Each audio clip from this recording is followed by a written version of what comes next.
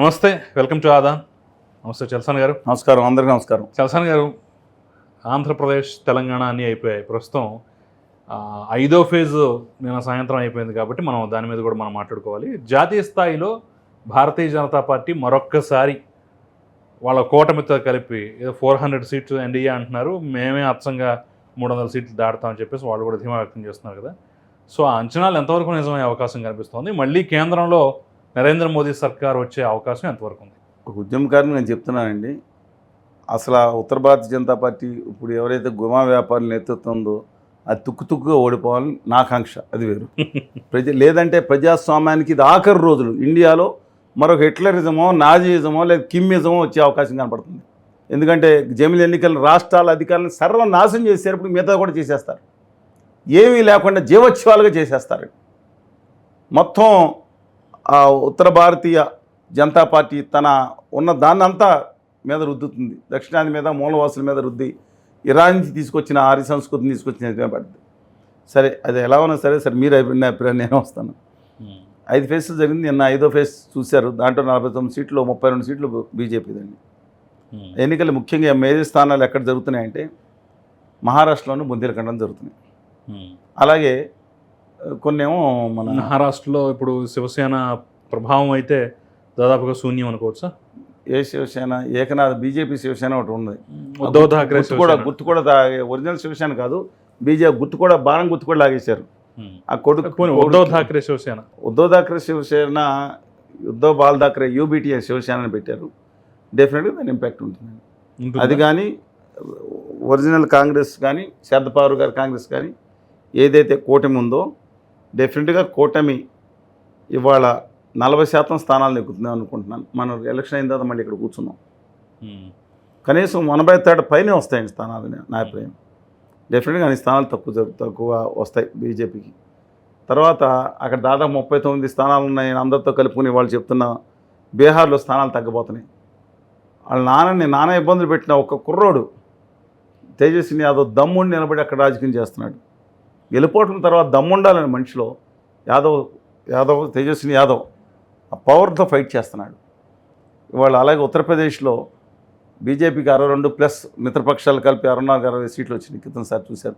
ఇప్పుడు బీఎస్పీ వాళ్ళని కూడా లాగేసుకున్నారు, ఆర్ఎల్డీ వాళ్ళని కూడా లాగేసుకున్నారు మిగతా అంతా. అయినా సరే వాళ్ళ 3 పార్టీలు పోటీ చేసిన నేపథ్యంలో ఎక్కువగా నేను భావించే ప్రకారం 50 స్థానాలు బీజేపీ నెగ్గే అవకాశం ఉంది. 30 స్థానాలు మిగతా వాళ్ళు నెగ్గొచ్చు. ఇంకా లేకపోతే ఎట్ ద మోస్ట్ తన స్థానాలు తను నిలబెట్టుకోవచ్చు. కానీ రాజస్థాన్లో మొత్తం 25కి 25 రావండి, మధ్యప్రదేశ్లో 29కి 29 రావండి, ఛత్తీస్గఢ్లో ఉన్న 11కి 9 రావండి, గుజరాత్లో 26కి 26 వస్తే రావచ్చు. వాళ్ళు అడ్డా కదా, వాళ్ళ మనుషులే కదండి దేశాన్ని పాలిస్తుంది. గుజరాతీ ప్రభువులు వాళ్ళు దేశాన్ని పాలిస్తున్నారు. పశ్చిమ బెంగాల్లో 2-3 సీట్లు పెరిగేటట్టు, నేను వచ్చాను పశ్చిమ బెంగాల్, 2-3 సీట్లు పెరిగేటట్టున్నాయి. దురదృష్టవశాత్తు ఒడిశాలో కూడా పెరిగే అవకాశం ఉంది. కానీ అన్నిటికంటే అత్యంత బాధ కలిగింది ఏంటంటే, నా తెలుగు జాతి మీద, దక్షిణాది మీద దండయాత్ర చేస్తానని ప్రకటించిన ఉత్తర భారతీయ జనతా పార్టీకి ఇవాళ తెలుగునాట దాదాపు 10 సీట్లు వచ్చే అవకాశం కనపడుతుంది. ఇంతకంటే పరిస్థితి కనపట్లేదు నాకు బానిసలు. ఎందుకంటే ఆంధ్రప్రదేశ్లో 0.5 లేవండి వాళ్ళ ఓట్లు. ఇంతకుముందు 0.8 వచ్చింది. ఈ 5 సంవత్సరాల నుంచి చేసిన నమ్మకద్రోహం, నైవంచిన, ప్రత్యేక హోదా ఇవ్వకుండా బూడిద నెత్తి మీద రాల్చినట్టు పెడతాను మట్టి. ఆ యమునా అనేది మురికి నీళ్ళు మొహాన్ని కొట్టి రాజధానికి ఏమీ చేయకపోయినా సరే అయినా సరే వాళ్ళకి 0.5% వచ్చే అవకాశం ఉందని చెప్తున్నాయి. ఆ 0.5 వాళ్ళకి ఇవాళ 25% సీట్లు ఇచ్చింది. ఇప్పుడు పొత్తులో 20% సీట్లు ఇచ్చాను 0.5 వాళ్ళకి. రౌడీ మోహన్ అనమాట అది. నిజం చెప్తుంది, నేను కాదు, ఎవరిని అడగని. చంద్రబాబు నాయుడు గారిని అరెస్ట్ చేసిన దాంట్లో వాళ్ళకి ఉత్తర భారతీయ జనతా పార్టీ నేతలకు హస్తంలో అది లేదా అండి ఇది? నేను అప్పుడే చెప్పాను, వాళ్ళు అరెస్ట్ చేశారు. రేపు జగన్మోహన్ రెడ్డి గారు కూడా ఇది స్థితి జరుగుద్ది. మిమ్మల్ని బానిసలు చేసి ఆడుకుంటున్నారు వాళ్ళు. బానిస జాతి చేశారు 2000 సంవత్సరాల క్రితం. ఆ కసి పెట్టుకుంటున్నారండి. మోషాగారులకు రాత్రి కల వచ్చినట్టుంది. ఆ రోజు గుజరాతీ పెద్దలు ఎవరో ఫోన్ చేసి, బాబు నువ్వు కల్లో నువ్వే చేయాలి. సరిగ్గా క్రీస్తు శకం 97 సంవత్సరంలో ఆంధ్ర శాతవాహనులు అశ్వారూఢులే కర్వాలాలు చేపట్టి వచ్చారు. ఈ అమరావతి, విజయవాడ నుంచి, ఈ కోటిలింగాల నుంచి వచ్చి ఆంధ్ర శాతం మనం జయించారే, బదలా తీర్చుకున్నానికి నువ్వు మళ్ళీ వాళ్ళని బానిసలు చేయని 2000 సంవత్సరాలతో ఛాన్స్ వచ్చిందని చెప్తే ఇవాళ మా జాతిలో ఉన్న ఈ రాజకీయ నాయకులు బానిసలు చేసి ఆడించుకుంటున్నారు. గ్లాడియేటర్ సినిమాలో లాగా ఒకళ్ళు బానిసలు కొట్టుకుంటారు కదా, ఎవరు హింసించినా మా వాళ్ళే. అంతే కదా, రాజకీయ ఇంగ్లీష్ కాదు, ఎవడ పొడుచుకుని చచ్చిపోయినా నెగ్గిరోడు వాళ్ళ పార్టీయే కదా. ఓడిపోయినాడు వాళ్ళ పార్టీ, గాయాలు తగిలిన వాడు. వాళ్ళ గాయాలతో కూర్చున్న చంద్రబాబు నాయుడు గారిని మళ్ళీ నిలబడ్డాడు ఆయన. That's different issue. గాయాలు అయ్యి ఇప్పుడు గాయాలు మళ్ళీ పాలవుతున్న జగన్మోహన్ రెడ్డి గారు కానీ ఏమి కాక అర్థం కాకుండా కళ్యాణ్ బాబు గారు such a personality, good personality, ఎందుకని వాళ్ళ చేతిలోకి వెళ్ళిపోయారు నాకు తెలియట్లేదు. బానిసలు గేమ్ ఆడుతున్నారండి వాళ్ళు. అందువల్ల ఆంధ్రప్రదేశ్లో దురదృష్టవశాత్తు ఉమ్మడి ఆంధ్రప్రదేశ్లో 10 సీట్లు వచ్చే సందర్భం ఉంది. కర్ణాటకలో వాళ్ళు అంటున్నారు 28కి 26 ఉన్నాయి అన్నారు. ఖచ్చితంగా సీట్లు తగ్గబోతున్నాయి.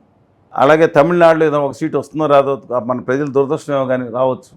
అందువల్ల out of all this condition ప్రకారం ఈసారి వాళ్ళకి 272 బెంచ్ మార్క్ దాటకపోవడానికి ఆస్కారం ఎక్కువ ఉంది. అది కనుక 240లో కనుక పరిమితం అయితే, ఒకవేళ ప్రస్తుత ఎన్నికల ట్రెండ్ ప్రకారం చూస్తే మేజర్ పార్ట్నర్ ఇంతకుముందు శివసేన ఉండే తెలుగుదేశం పార్టీ ఉంటుందండి కేంద్రంలో. సరే అప్పుడు చక్కని తిప్పుతారు లేదో నాకు తర్వాత తెలియదు కానీ ముందర ప్రత్యేక విభజన హామీలు కనుక తీసుకొస్తే కనుక అంతకుమించి తర్వాత ఏమొచ్చినా పెద్ద ఉపయోగం లేదని చెప్తున్నాను. అది సెకండరీ, దర్ ఆల్ సెకండరీ. అందువల్ల నేను అనుకుంటా ఉన్నాను, ఒకవేళ జగన్ గారికి సీట్లు 6-7 సీట్లు వచ్చినాయి, వీళ్ళు కూడా అక్కడ కేసులు పెట్టి పక్కన పెట్టుకోవాల్సింది. 25 సీట్లు కాళ్ళ కింద పెట్టుకున్నారండి. కాళ్ళ కింద తొక్కి పెట్టారు బానిస చేత అనుకుని. కానీ వాళ్ళు దురదృష్ట తెలంగాణలో విభజన హామీలు అమలు చేయకపోయినా, ఆఖరికి నేషనల్ ప్రాజెక్ట్ ఒకటి ఇవ్వకపోయినా, ఆఖరికి ఐటీఆర్లో ₹1 పెట్టకపోయినా, ఏదో రోడ్లు ఏదో ఇచ్చాం ఏదో విదిలించినట్టు విదిలించి కృష్ణా జిల్లాల్లో నమ్మక ద్రోహం చేసిన తెలంగాణకి ఆంధ్రప్రదేశ్ కలిపి ఎందుకు సీట్లు ఇస్తున్నారో తెలియట్లేదు. అంటే మతం. బట్ నా అభిప్రాయం ప్రకారం లెట్స్ వెయిట్. తెలంగాణలో 8 సీట్లు మినిమం గెలిచే అవకాశం ఉందంట. 8 సీట్లు అంటే మహబూబ్ నగర్, భువనగిరి, మరి సికింద్రాబాద్. ఆశ్చర్యకరంగా సికింద్రాబాద్ ఈ మూడు టఫ్ కాంపిటీషన్ ఇస్తుంది బీజేపీ. కిషన్ రెడ్డి గారికి ఎక్కువ కావట్లేదండి. వచ్చేమో డిఫరెంట్ ఇష్యూ. 3 సీట్లు. ఇది కాకుండా 5 సీట్లలో విజయానికి దగ్గరగా ఉంది. విచిత్రంగా మల్కాజిగిరి సీట్ ఉంది. మల్కాజిగిరి సీట్లో లాస్ట్ టైం మల్లారెడ్డి గారు నెగ్గారు. 2014లో తెలుగుదేశం పార్టీ నెగ్గిన ఒకే ఒక సీట్ తెలంగాణలో ఎంపీ. తర్వాత ఆయన జంపింగ్ జిల్లానే అయిపోయారు. ఆ తర్వాత తెలుగుదేశం పార్టీ చాలా 15 సీట్లు నెగ్గిందండి తెలంగాణ రోజు అసెంబ్లీ స్థానాలు. ఎక్కువ హైదరాబాద్ నెగ్గింది. రెండో విషయం 2000 అప్పుడు దినేష్ రెడ్డి గారు వైకాపా తరఫున పోటీ చేశారు. రెండో విషయం 2019లో రేవంత్ రెడ్డి గారు నెగ్గారు. 2023 అసెంబ్లీ ఎన్నికల్లో రేవంత్ రెడ్డి గారు నెగ్గిన పార్లమెంట్ సీట్లో 7 అసెంబ్లీ స్థానాలు బీఆర్ఎస్ నెగ్గింది. విచిత్రంగా ఉంటుంది కదా. అవును. ఇప్పుడు ఒక స్థానం లేని ఎక్కడెక్కడ మూల అక్కడెక్కడ మినుగుమినుగుంట ఓట్లు వచ్చిన బీజేపీ ఈట్ల దగ్గర దమ్మున్న వ్యక్తి is a right person in wrong party అంట నేను. ఒక ఉద్యమ నేపథ్యంలో ఉన్న వ్యక్తి, తాటి ప్రజానేకానికి న్యాయం చేయాలనే ఉద్దేశంతో ఉన్న వ్యక్తి. బట్ నా ఉద్దేశం కానీ ఆయన ఇప్పుడు నెగ్గిదట్టు కనపడుతున్నారు. కొండా విశ్వేశ్వరరెడ్డి గారు తెలుసు కదా మీకు, కేవీ రంగారెడ్డి గారు వారసుడు, ప్లస్ అపోలో హాస్పిటల్ వాళ్ళ అల్లుడు. ఆయన నేను కూడా చేవెళ్ళలో 2-3% ఆధిక్యత ఉన్నాను. ఈ 2 ప్లస్ ఆదిలాబాదు, అలాగే బండి సంజయ్ గారు కొంచెం టఫ్ కాంపిటీషన్ వినోద్ గారితో ఉన్నారు. ఆయన సరే అక్కడికి ఏం చేయలేకపోయినా ఉన్నా సరే నెంబర్ ఆఫ్ జీవన్ రెడ్డి గారు టఫ్ కాంపిటీషన్ ఇస్తున్నా సరే వాళ్ళు పోటీ ఇస్తున్న అరవింద్ గారు. ఈ 5 సీట్లు విజయానికి దగ్గర ఉన్నారు. 3 సీట్లు టఫ్ కాంపిటీషన్లో ఉన్నారు. డిపెండ్స్ అపాన్ అన్ని వ్యవస్థ 8 నెగ్గుతారేమో, లేదంటే 5 సీట్లు 6 సీట్లు కన్ఫైన్ అయ్యే అవకాశం ఉంది. నా ఉద్దేశం ప్రకారం వాళ్ళు మొత్తం బీఆర్ఎస్ పాపం 1 సీట్లు మాత్రమే మిడుకుమంటూ ఉన్నట్టు పరిస్థితి. 1 సీట్లో గట్టి పోటీ ఇస్తుందండి. మెదక్లో హరీష్ రావు గారు కనుక ఫుల్ హ్యాండ్ ఇస్తే కనుక ఆయన ఏమే అంటే మెదక్ గెలిచే అవకాశం ఉంది, మిగతా ఎక్కడ అవకాశం లేదని. నాగర్ కర్నూలు వాళ్ళు ముఖ్యమైన పోటీ ఇస్తున్నారు. ఓడిపోతాం గెలిపోవటం తర్వాత సంగతి, కానీ నాగర్ కర్నూలులో మాత్రం బీఆర్ఎస్ పోటీ ఇస్తుందండి. Fight between BRS and so అనుకున్నట్లుగా కాంగ్రెస్ పార్టీకి 10 సీట్లు అయితే కష్టం ఈసారి ఇక్కడ తెలంగాణలో. 10 సీట్లు ప్రస్తుతానికి కష్టంగానే అనిపిస్తుంది. ఎందుకంటే ఒకటండి 5 సీట్లు బీజేపీ వచ్చి 1 సీటు బీఆర్ఎస్ 1 సీటు కాంగ్రెస్ వస్తే 10 వచ్చేదట. 9 కూడా వచ్చే అవకాశం. 9 టు రేర్ అంత బ్రహ్మాండం ఉంటే 11 సీట్లు కూడా హైయెస్ట్ వచ్చే అవకాశం ఉంది. కొట్టేయటానికి లేదండి. కానీ 10 సీట్లు వస్తున్నాయి బీజేపీకి అంటున్నారు. వస్తే కనుక రేపు పొద్దున్న నెక్స్ట్ రాజకీయం వాళ్ళది. రాష్ట్రానికి ఏమీ చేయకపోయినా సర్వం మతం మీద. ఒకవేళ బీజేపీకి 10 సీట్లు వస్తే రేవంత్ రెడ్డిని మారుస్తారనేటటువంటి వార్త ఇప్పుడే హల్చల్ చేస్తుంది. రేవంత్ రెడ్డి గారు మాత్రం షూట్ ఫెయిల్ అయినారు. కారణం బీజేపీకి వెళ్ళిపోతారంటున్నారు. ఆయన డోంట్ ట్రస్ట్ అని నేను నమ్మను. కానీ అలాంటివి కానీ ముఖ్యమంత్రిగా మారుస్తారనే వార్త. కాంగ్రెస్ పార్టీ ఇంకా అలా అయితే ఉండదండి ఏమి. రేవంత్ రెడ్డి గారు తన డైన్ మీద నేను మిగతా వాళ్ళు ఎవరినే తక్కువ అంచనేను. రేవంత్ రెడ్డి గారు ఎలాంటి పరిస్థితులు వచ్చారో, ఎన్ని ఎలక్షన్స్ కోల్పోయారో చూడండి. ఆయన వచ్చేటప్పటికి మీకు తెలుసు, ఫస్ట్ ఎలక్షన్ ఇప్పటికే హుజూర్ నగర్ మన ఈయన హుజూరాబాద్ ఈటల రాజేందర్ హుజూర్ నగర్ కాన్స్టిట్యున్సీలో మన మొట్టమొదటిగా ఆయన రాజీనామా చేశారు. పార్లమెంట్ సభ్యుడిగా ఎన్నికైన ఉత్తమ్ కుమార్ రెడ్డి గారు ఆ స్థానం కోల్పోయారు. తర్వాత దుబ్బాక ఈయన నెగ్గారు. ఆ తర్వాత హుజూరాబాద్ ఈటల రాజేందర్ గారు నెగ్గారు. అక్కడ ధనం ప్రవాహంలాగా వెళ్ళిపోయింది.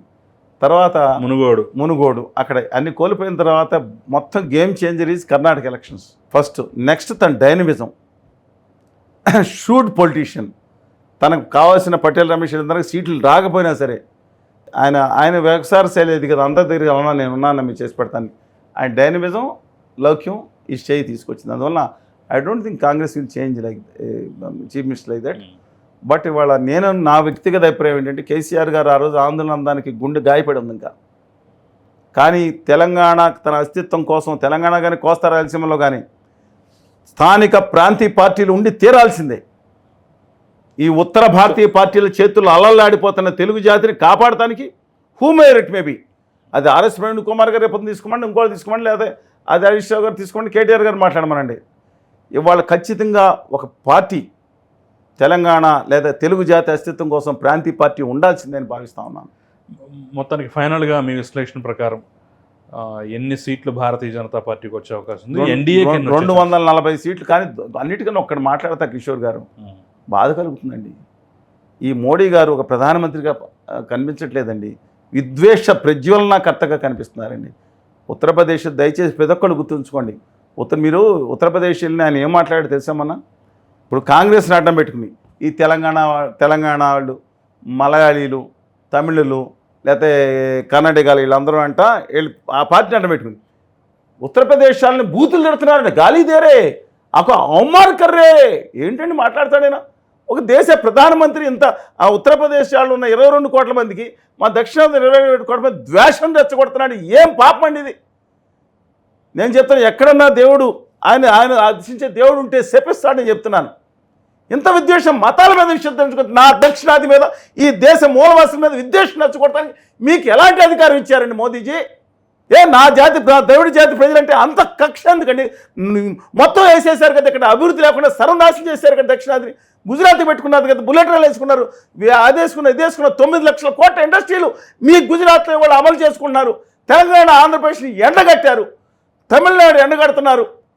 నేను అడుగుతాను, నన్ను తప్పేంటి చేస్తానని చెప్తున్నాను. ఒక హిందూ మతం అంటే అనంత గోదావరి గంగా పరమహంలా సాగే గొప్ప జీవన విధానం నా హిందూ మతం ఉత్కృష్టమైంది ఈ ప్రపంచంలో. కానీ అది ఒక పార్టీకి రాసి ఇవ్వలేదు ఎవరు. ఇవాళ మాట్లాడతారా, దుర్మార్గం చేస్తున్నారా మీరు? అది కూడా సరిపోనట్టు నిన్న వాళ్ళ మనిషి మాట్లాడతారండి. వీళ్ళు తరుణ్ భగవత్ గారు మాట్లాడారు ఏమని, దక్షిణాదులు నల్లగా ఉంటారని. ఇంకొక ఆయన ఉత్తరాది నేత మాట్లాడారు, ఆ సెక్షన్ లేడీస్ గురించి కూడా తప్పు మాట్లాడాడు ఆయన.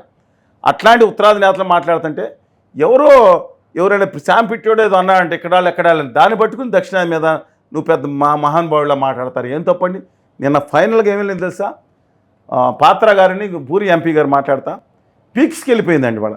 నేను మీరు కిమ్ గారని కమ్యూనిస్ట్ పార్టీ ఉంటుంది ఉత్తర కొరియా, ఆయన మేనిఫెస్టో ఉత్తుత్తి ఎన్నికలు జరుగుతుంది. ఉత్తుత్తి ఎన్నికలు మేనిఫెస్టో పెట్టుకుంటే ఆయన ఫోటోలు 50 ఉండవు.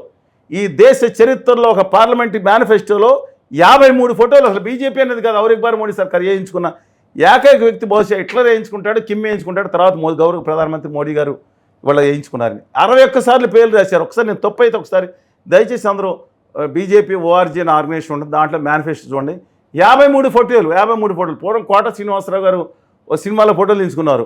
పాలు పోస్తున్న కోట, కానిస్టేబుల్గా కోట, లేకపోతే నువ్వు కోట అని ప్రతి ఫోటోలో వేసుకున్నారు. అయినే ఉన్నట్టు ఇంకెవరు లేరండి. శ్యాంప్రసాద్ ముఖర్జీ గారితో మూల పక్కన పడేసి ఎంతమంది గొప్ప వాళ్ళు త్యాగం చేశారండి ఆ పార్టీ కోసం. ప్రాణాలు పణంగా పెట్టి స్టే తీసుకొస్తే ఇవాళ బీజేపీ లేదు. ఈయన డైరెక్ట్గా పొడి చేస్తే ఈయనే ఇంకా మోడీగా ఆయన ఉన్నాడు కదా, ఆదాని గారు ఎంత కావాలంటే 5 లక్షల కోట్లు పెడతాడు. ఈయనే రేపొద్దు బీజేపీ కూడా ఉండదు, ఆర్ఎస్ఎస్ కూడా భయపడేసి ఇచ్చుకొచ్చింది. వాళ్ళ సెవంత్ పాత్ర గారు అంటారు పూరి వెళ్ళారుగా మీరు ఎప్పుడన్నా, పూరి జగన్నాథ్ స్వామి అంట మోడీ గారి భక్తుడు అంట, అందుకని ఇలా వస్తాను అని నేను నాకు అంత ఎమోషన్తో మాట్లాడతాను. మోడీ గారి భక్తి నాకు అర్థమే కాలేదండి. ఇదేమో మిగతా మీడియాలో మీరేరా మొత్తం మీడియాలను బీజేపీ కంట్రోల్ చేస్తున్న దేశంలో. ఇవాళ పూరి జగన్నాథ్ స్వామి మోడీ గారు భక్తుడు ఏంటండి? అందుకని మోడీ గారు భక్తుడు కాబట్టి మోడీ గారిని చూసి ఆఖరికి నాన్న గొడవ అయితే లేదు నేను తప్పు అన్నాను అని తర్వాత సాధించుకుంటాడా?